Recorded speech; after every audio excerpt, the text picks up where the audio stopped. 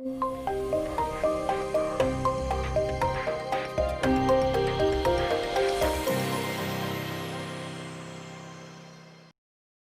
صاحب جناب ولسمشر د سولې په هکله هم په زرهاو پوښتنې ولس له تاسو کړي خو له هغې جملې زه درې له تاسو پوښتم.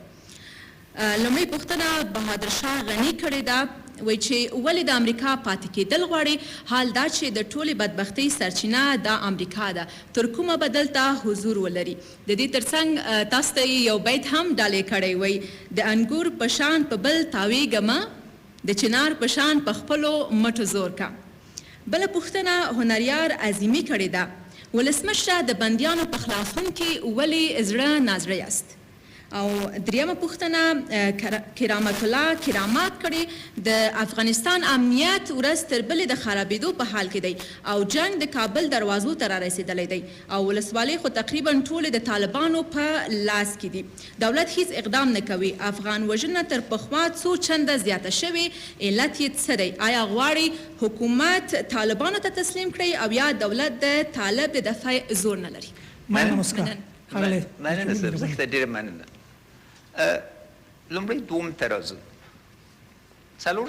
تقریبا 400 ته رسېدلي یو. دا د زړه نازړه حالت ده. تاسو فکر کوئ چې کومه دیکتاتوري ده چې دا واخله و دا خلاص کړ؟ آیا د قانون حکومت غواړئ یا دا چې یو واري هر څه چې زړه غواړي وکړي؟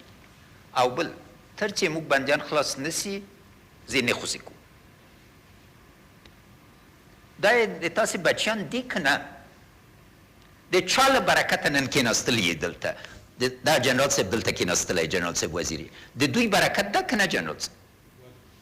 هر مهرباني وکړئ جنرال صاحب، هر بچی د دې مملکت چې دا مملکت ساتي رضاکارانه یې ساتي، دا بیرق جګوي، دوی باندې مه خندئ. تر چې دوی خلاص نسي ولې یو اړخیزه خلاص کړو؟ زه ولسمشر یم، د ولسمشر په حیث باندې مې مسؤلیت دا ده چې سوله راوړو، اما په عین حال کې سرقمندان د اولاد قوات مسلح یم او دلته مې ژمنه کړې چې دوی ویلې ته به قدر ورکړو او که دوی بندیان دي باید خلاص شي او دا پیغام مې واضح ورکړ. هغوی به مې انشاءالله تعالی را سره ژمنه کړې ده چې په راتلونکې اونۍ کې پس له یکشنبې نه چې موږ آخري فیصله وکړو په یو اونۍ کې به موږ بندیان چې دوی سره دي دا خلاص کړي. موافقه واضح ده، مبادله ده، یو اړخیزه خوسې کول نشته. اما زړه نه یم، که نازړه وای په اختر په ورځې کې ټوله نړۍ ویلې چې 400 خوسې کې لوی کار به کېږي. ما زر په 2 ورځو کې خوسې کړه. دا موږ د ژمنې حرکت ده. د امریکایانو اوسېدل، زه د انتقال مسؤل د جناب کرزي صاحب په دوران کې له 150,000 نه 400 ته کته کړل که نه؟ هلته ما اول ګام نه و چې پاکستان سره وغږېږم او طالبان سره وغږېږم چې سوله راوړي. که دوی حاضر وای چې سوله راوړی نن به امریکایان نه و افغانستان کې. دلته باید پوه سئ چې د مسؤلیت څه ده. بل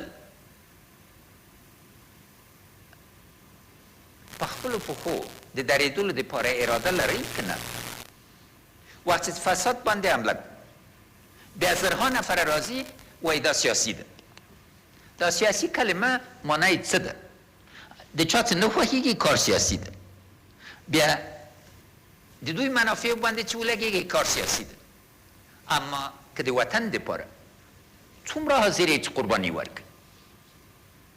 که غواړئ چې خارجیانو ته ملاس پروت نسي ولې ټینګه اراده نه کوئ او خپل کور نه جوړوئ؟ د کور په خرابولو باندې ډېر اسانه کار ده.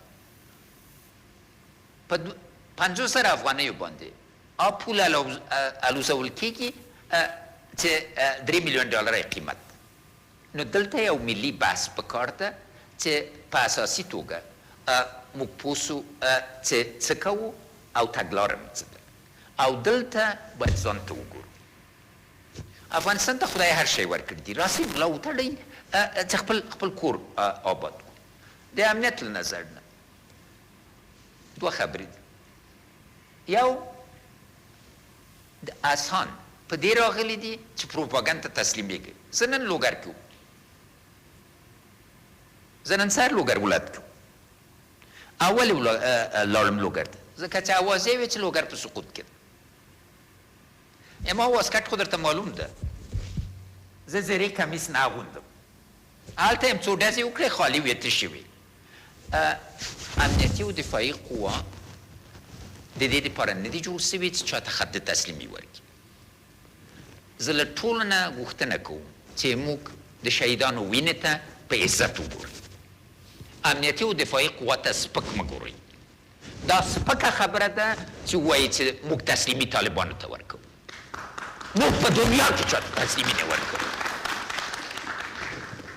او که غواړئ راسه اردو کې داخل شه، همدا ځوان چې اعتراض لري چیرې کېناستلی؟ ولې زرهانه نفره اردو درته خلاصه ده، پولیس درته خلاص دي، امنیتي ملي درته خلاص دي. وطن خو یوازې د دوی مسؤلیت نه ده. واضح باید ټول لاس ورکو یو بل ته. او د انتقاد په فضا کې ولې خلکو ته تیښې ته دسته جوړوي؟ پروپاګندونه زښت ډېر دي، امنیتي مشکلات جدي دي، اما تاسې پوهېږئ چې موږ د امنیتي ځواکو قربانۍ او ژمنه حد نه لري. دا دستګاه د 6 کاله مخکې دستګاه نه ده، منځ کې زښت ډېر اصلاحات راغلي دي او نور اصلاحات به هم انشاءالله تعالی راسي، اما دا یې دې دپاره دی چې ولس وساتل سي. مننه کوم ښاغلی ولسمشر.